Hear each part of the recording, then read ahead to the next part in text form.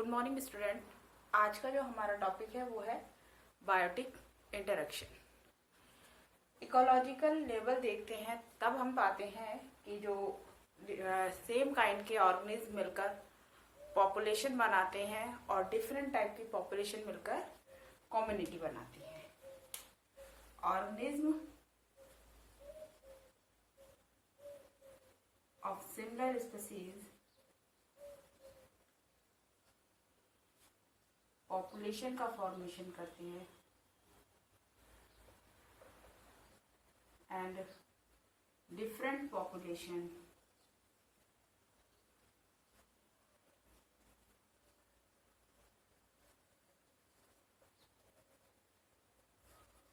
Community बनाते हैं।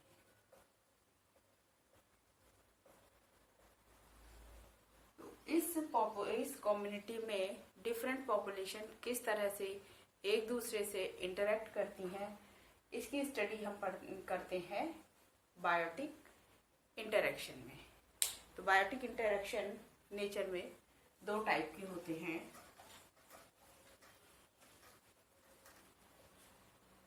Positive biotic interaction and negative biotic interaction.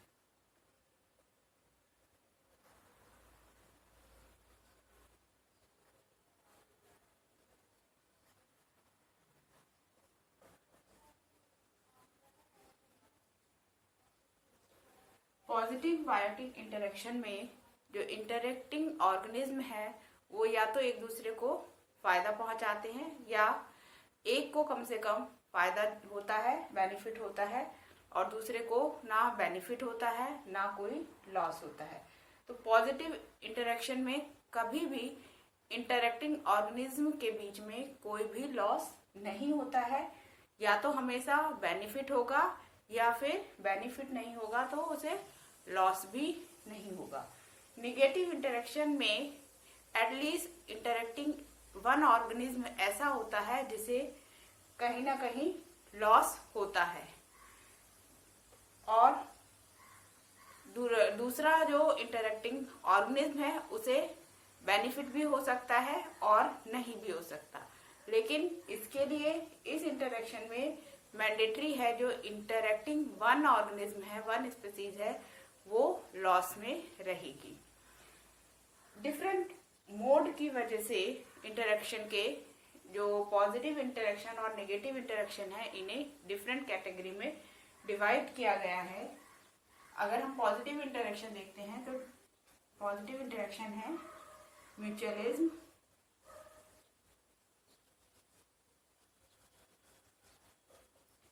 इसमें दोनों ही इंटरेक्टिंग ऑर्गेनिज्म को फायदा होता है। दूसरा है प्रोटो कॉर्पोरेशन,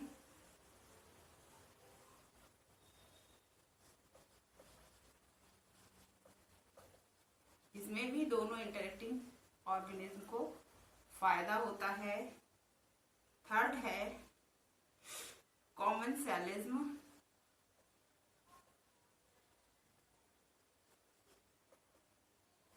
इसमें एक इंटरेक्टिंग ऑर्गेनिज्म को फायदा होता है, बेनिफिट होता है, और दूसरे को ना बेनिफिट होता है और ना ही लॉस होता है। नेक्स्ट है सोशल इंटरेक्शन,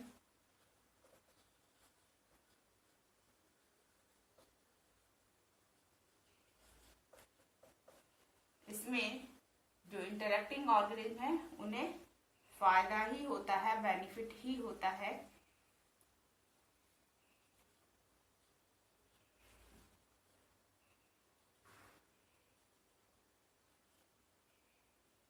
ये बाकी के दो इंटरेक्शन से कैसे डिफर करता है अब अभी डिटेल में पढ़ेंगे। इधर देख लेते हैं नेगेटिव इंटरेक्शन। नेगेटिव इंटरेक्शन को भी डिफरेंट कैटेगरी में डिवाइड किया है। पहला है पैरासिटिज्म,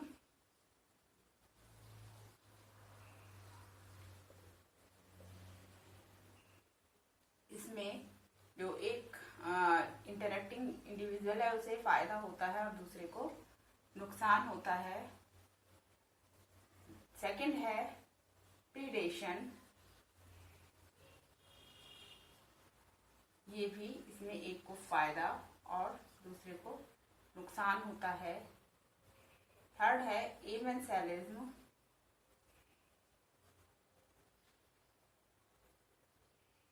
जिसमें एक को नुकसान होता है, एक लॉस में रहता है, लेकिन दूसरे को ना ही लॉस होता है और ना ही किसी तरह का बेनिफिट होता है। फोर्थ है कंपटीशन, जिसमें जो इंटरेक्टिंग इंडिविजुअल है उनमें दोनों ही इंडिविजुअल को नुकसान होता है। ये जो कंपटीशन है ये फिर से दो टाइप का होता है, inter specific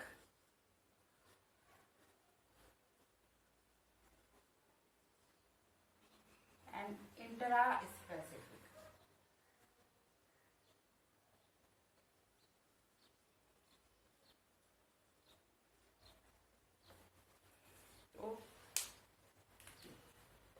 generally biotic interaction दो टाइप के होते हैं, दो कैटेगरी में डिवाइड करते हैं, positive interaction, negative interaction.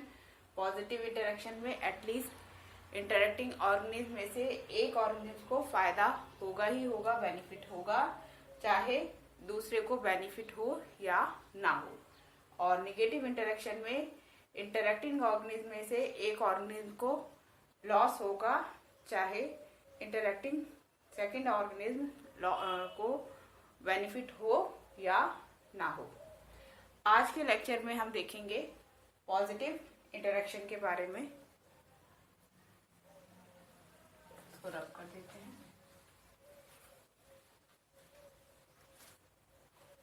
Positive interaction में पहला इंटरेक्शन है म्यूचुअलिज्म।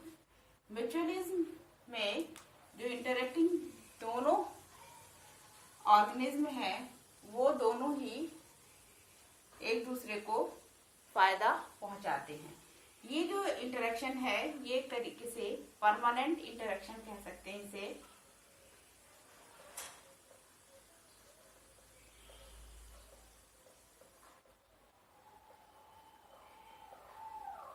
मीन्स अगर इसमें जो इंटरेक्टिंग दो इंडिविजुअल है उन्हें अलग अलग कर दिया जाए तो वो लाइफ उनकी सरवाइव नहीं करती है या वो अपनी लाइफ साइकिल पूरी नहीं कर पाते हैं।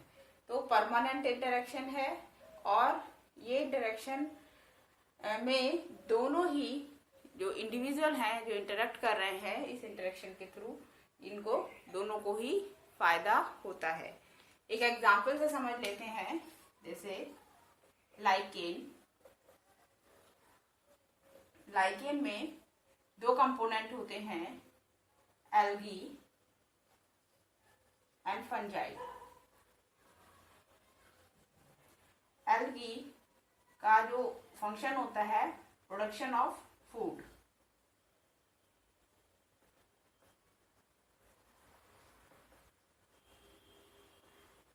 और फंजाई का जो फंक्शन होता है तो ये होता है एब्जॉर्बिंग ऑफ वाटर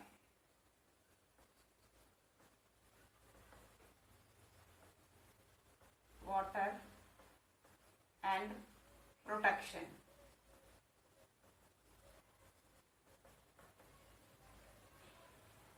तो एल्गी फूड बनाने का काम करती है जबकि फंजाई वाटर को एब्जॉर्ब करने का काम करती है, साथ ही साथ एसोसिएशन को प्रोटेक्ट भी करती है।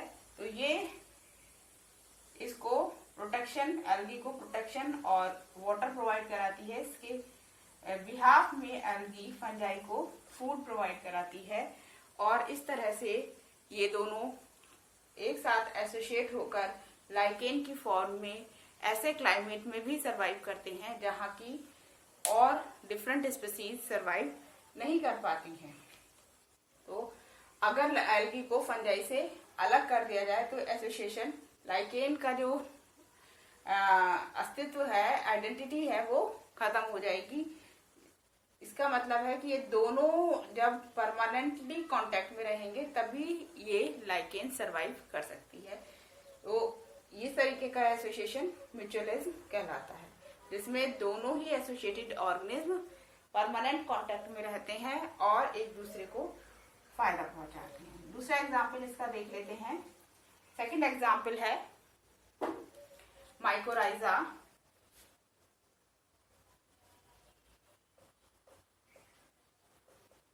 mycorrhiza is the association between fungi and roots of higher plants.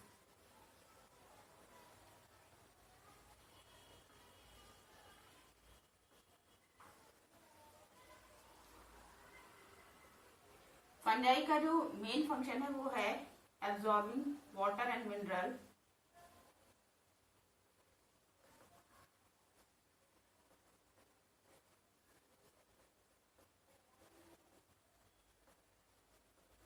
और हायर प्लांट का काम है food supply and shelter.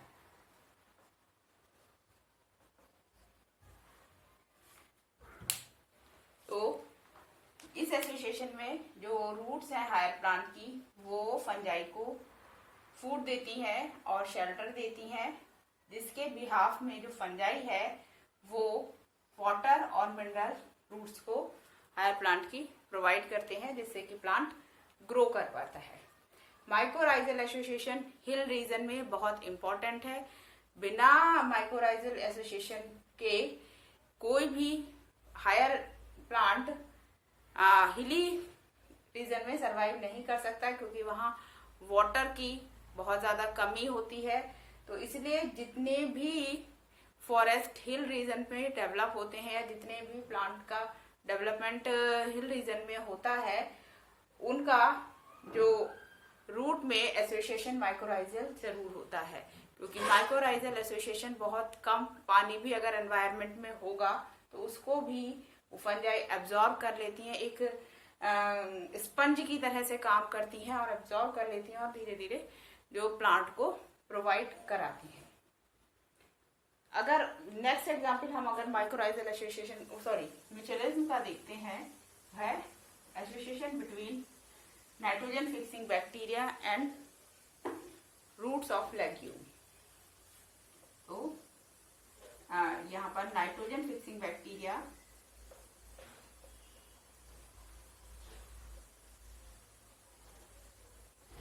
and roots of legume के बीच में म्यूचुअलिज्म या सिम्बायोटिक एसोसिएशन, इसका दूसरा जो नाम है उसे सिम्बायोटिक एसोसिएशन भी कहते हैं, पाया जाता है। नाइट्रोजन फिक्सिंग बैक्टीरिया क्या करते हैं, fix free nitrogen into nitrate, nitrogen को नाइट्रेट में फिक्स करते हैं। वहीं पर लेग्यूम प्लांट जो है वो शेल्टर देता है एंड फूड प्रोवाइड कराता है। तो लेग्यूम प्लांट से बैक्टीरिया को शेल्टर और फूड मिलता है, जिसके बदले में वो फिक्स नाइट्रेट रूट्स को प्रोवाइड कराता है प्लांट की, जो कि प्लांट की ग्रोथ में बहुत इम्पोर्टेंट रोल प्ले करती हैं। और हम जानते हैं कि किसी भी प्लांट की ग्रोथ में जो सबसे इम्पोर्टेंट मिनरल है वो नाइट्रोजन है। नाइट्रोजन की डेफिशिएंसी किसी भी प्लांट की ग्रोथ को बहुत ज़्यादा इफेक्ट करती है, और नेचर में कोई भी यूकैरियोटिक ऐसा नहीं है जो कि एटमॉस्फेयर की फ्री नाइट्रोजन को फिक्स कर सके नाइट्रेट की फॉर्म में, और कोई भी यूकैरियोट ऐसा भी नहीं है जो कि एटमॉस्फेयर की फ्री नाइट्रोजन को as a source of nitrogen ले सके। प्लांट नाइट्रोजन को केवल फिक्स फॉर्म में नाइट्रेट, नाइट्राइट या अमोनिकल फॉर्म में ही ले पाते हैं, और नाइट्रोजन बहुत ज्यादा जरूरी होती है प्लांट की ग्रोथ के लिए।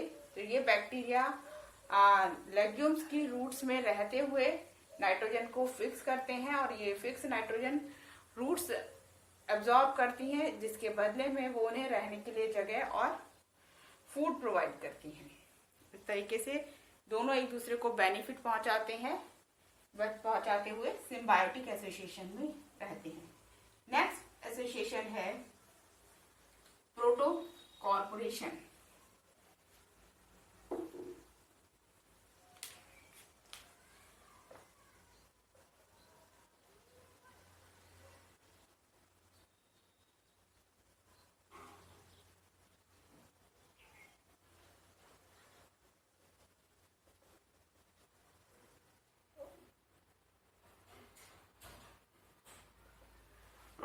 कोऑपरेशन ये एक टेम्परेरी एसोसिएशन है।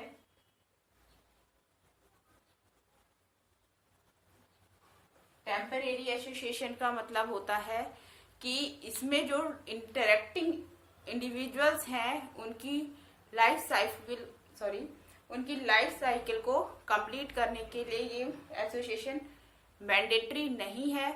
बट अगर ये एसोसिएशन होता है तो जो लाइफ साइकिल के जो बेनिफिशियल पॉइंट्स हैं वो इंक्रीज होते हैं। मीन्स लाइफ के जो एडवर्स इफेक्ट हैं उसको कम करके बेनिफिशियल इफेक्ट उसमें आ जाता है। लाइफ को उसकी जो इंटरेक्टिंग ऑर्गेनिज्म है उन दोनों की लाइफ को ये जो है इंटरेक्शन सपोर्ट करता है, लाइफ पॉसिबिलिटी को इंक्रीज करता है। एग्जाम्पल देख लेते हैं। तो सबसे जनरल एग्जाम्पल है वो बर्ड्स और एनिमल के बीच में इंटरेक्शन। यहाँ पर हम देखते हैं अक्सर कि जो एनिमल्स हैं उनकी पीठ पर बर्ड्स वगैरह बैठी रहती हैं और उनके जो पैरासाइट्स हैं उनको खाती रहती हैं। इससे क्या होता है कि बर्ड्स को फूड मिल जाता है और एनिमल को उन पैरासाइट से छुटकारा मिल जाता है। जबकि ऐसा नहीं है कि बर्ड बिना एनिमल के सरवाइव नहीं कर सकती या एनिमल बिना बर्ड के सरवाइव नहीं कर सकता। फिर भी जब भी ये एसोसिएशन बनता है दोनों के को फायदा होता है। तो यहाँ पर बर्ड का जो फंक्शन है वो क्या करती है, रिमूवल ऑफ पैरासाइट और एनिमल क्या करता है, प्रोवाइडेड फूड को प्रोवाइड करता है। और एनिमल के लिए क्या होता है, बर्ड्स के द्वारा पैरासाइट से छुटकारा मिल जाता है। जिससे जब भी एसोसिएशन बनता है एक दूसरे को फायदा होता है और लाइफ पॉसिबिलिटी एनहांस होती है। तो ऐसा एसोसिएशन जिसमें कि जो इंटरेक्टिंग इंडिविजुअल हैं उनकी लाइफ साइकिल को कंप्लीट करने में कभी मतलब एक दूसरे ऑर्गेनिज्म का इंटरफेरेंस नहीं होता है, लेकिन फिर भी अगर वो इंडिविजुअल एक दूसरे के कांटेक्ट में आते हैं तो एक दूसरे को फायदा पहुंचाते हैं। तो इस तरीके के इंटरेक्शन को हम कहते हैं प्रोटो कोऑपरेशन। नेक्स्ट एक और एग्जांपल देख लेते हैं।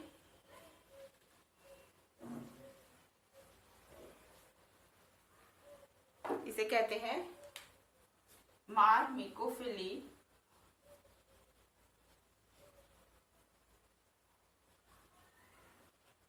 It is the interaction between ants and plants. Ants protection provide कराती हैं और प्लांट शेल्टर प्रोवाइड कराता है आंट्स को, और आंट्स प्रोटेक्शन प्रोवाइड कराती है प्लांट्स को। कैसे, आपने देखा होगा बहुत सारे प्लांट्स के ट्रंक्स पर चींटियां अपना घर बना लेती हैं। जिससे क्या होता है कि जो चींटियों को रहने के लिए घर मिल जाता है और जो प्लांट हैं वो डिफरेंट जो उसके हर्बीवोर्स की वजह से जो उसे खा सकते थे, जो उसके प्रेडेटर्स थे, उनको उनसे दूर रहता है। क्योंकि ऐसे प्रेडेटर ऐसे प्लांट पर अटैक नहीं करते जहाँ की चींटियां लगी होती हैं। तो इससे उनके प्लांट के भी सर्वाइविंग के चांस बढ़ जाते हैं और शेल्टर मिलने से आंट के भी सर्वाइविंग के चांस बढ़ जाते हैं। तो ऐसे एसोसिएशन मार्मिकोफिली कहलाता है और ये एक तरीके का प्रोटो कोऑपरेशन इंटरेक्शन है जिसमें कि दोनों इंडिविजुअल जब भी साथ आते हैं तो एक दूसरे को बेनिफिट पहुंचाते हैं। नेक्स्ट जो इंटरेक्शन है वो है कॉमेंसलिज्म।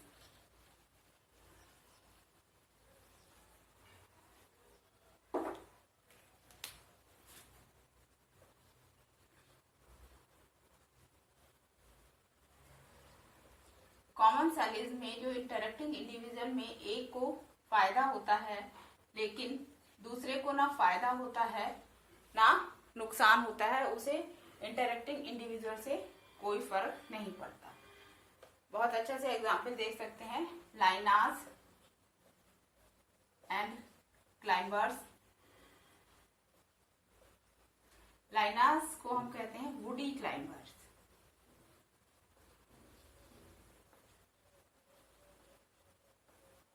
तो क्लाइंबर को चढ़ने के लिए कोई ना कोई सपोर्ट चाहिए होता है, तो इंटरेक्शन में कोई एक सपोर्टिव प्लांट होता है जिसकी वजह से लाइनास या क्लाइंबर ऊपर की तरफ चढ़ते हैं और मैक्सिमम सनलाइट का यूटिलाइजेशन करके अपनी ग्रो करते हैं। जबकि उसके बिहाफ में जिस प्लांट का उन्होंने सपोर्ट लिया है उस प्लांट को उससे कोई बहुत ज्यादा कुछ भी न फायदा होता है न नुकसान होता है। तो इस तरीके का जो इंटरेक्शन लाइनास और प्लांट के बीच बनता है वो क्या कहलाता है, कॉमन सेलिज। तो ये जो इंटरेक्शन बनता है लाइनास और क्लाइंबर एंड वुडी प्लांट्स,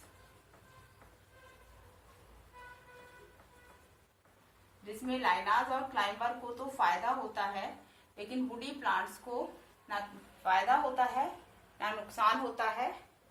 तो ये एसोसिएशन क्या है, कॉमन सेलिज में।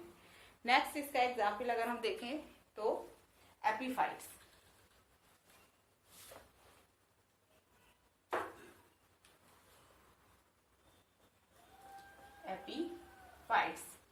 एपीफाइट्स वो प्लांट्स हैं जो केवल वुडी प्लांट्स पर रहते हैं, अटैच रहते हैं, ना ही उनसे फूड लेते हैं और ना ही उनसे वाटर लेते हैं। तो जो वुडी प्लांट्स हैं उन पर अटैच रहते हैं ताकि वो अच्छे से ग्रो कर सकें, क्योंकि जब ये एपीफाइट का डेवलपमेंट एक एवोल्यूशनरी मैकेनिज्म का ही पार्ट है।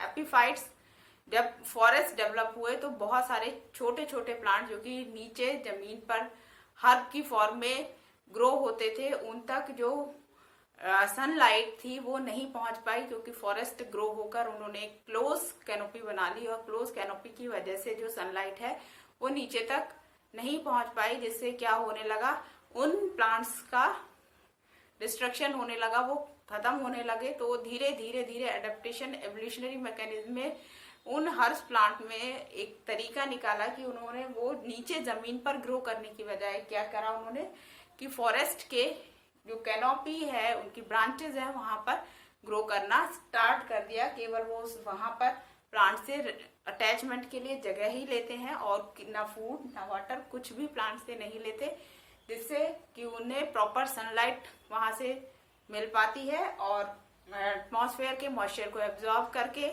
वो वाटर ले लेते हैं, जिससे उनकी ग्रोथ प्रॉपर हो पाई। तो इस तरीके का इंटरेक्शन जो एपिफिटिक प्लांट्स और हायर प्लांट के बीच में बना वो कॉमन सेलिज में है, क्योंकि हायर प्लांट से उस पर हायर प्लांट पर कोई फर्क नहीं पड़ा। एपीफाइट बहुत छोटे होते हैं, हर्बेशियस नेचर के होते हैं, तो इतने बड़े लार्ज प्लांट पर, बड़े प्लांट पर उसके अटैचमेंट से कोई फर्क नहीं पड़ा। लेकिन एपीफाइट की पूरी लाइफ बदल गई, उसे प्रॉपर सनलाइट और प्रॉपर एटमॉस्फेयर मिला अपने ग्रोथ के लिए। तो इस तरीके का इंटरेक्शन एपीफाइट्स और हायर प्लांट के बीच में कॉमन सेलिज इंटरेक्शन बना। इसके बाद एक और इंटरेक्शन है सोशल इंटरेक्शन।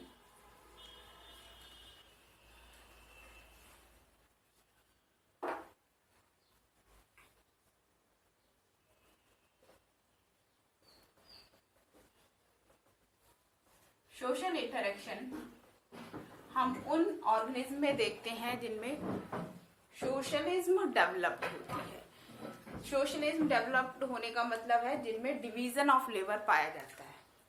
सोशल इंटरेक्शन वहां पाया जाता है, उन ऑर्गेनिज्म के बीच में पाया जाता है जहां डिवीजन ऑफ लेबर पाया जाता है। मीन्स वहां उसमें जो इतने भी स्पीसीज हैं वो स्पीसीज कुछ जो है उसके कुछ इंडिविजुअल डिफरेंट काम करेंगे, कुछ इंडिविजुअल डिफरेंट काम करेंगे, कुछ इंडिविजुअल डिफरेंट काम करेंगे। इस तरीके से अलग अलग काम करते हुए वो एक साथ रहते हैं, इस तरीके के इंटरेक्शन को सोशल इंटरेक्शन कहते हैं। और social interaction intra specific interaction होता है। इंट्रा स्पेसिफिक इंटरेक्शन का मतलब है कि स्पीसीज, एक सिंगल स्पीसीज के डिफरेंट इंडिविजुअल के बीच में होने वाला इंटरेक्शन। ये इंटरेक्शन क्या है? Intra specific. तो डिवीजन ऑफ लेबर की वजह से जो उनके जो चांसेस हैं सर्वाइविंग के वो इंक्रीज हो जाते हैं। हर किसी को डिवीजन ऑफ लेबर का फायदा मिलता है और जो चांस है उनके एनवायरनमेंट में सरवाइव करने के वो इंक्रीज हो जाते हैं। तो इसलिए ये एक तरीके का पॉजिटिव इंट्रा स्पेसिफिक इंटरेक्शन है। जो आपने इससे पहले 3 इंटरेक्शन देखे, म्यूचुअलिज्म, प्रोटोकॉर्पोरेशन और कॉमर्शियलिज्म, ये तीनों ही पॉजिटिव इंटर स्पेसिफिक इंटरेक्शन है, जिसमें कि जो इंडिविजुअल हैं वो डिफरेंट स्पीसीज से बिलोंग करते हुए आपस में पॉजिटिवली इंटरेक्ट कर कर सर्वाइविंग के चांसेस को इंक्रीज करते हैं। आई थिंक आपको बायोटिक इंटरेक्शन का पॉजिटिव टाइप के इंटरेक्शन समझ में आए होंगे। फिर भी इससे रिलेटेड आपको कोई भी क्वेरी है, कोई कुछ भी प्रॉब्लम है, तो आप मुझे नीचे कमेंट में पूछ सकते हैं। Thank you very much.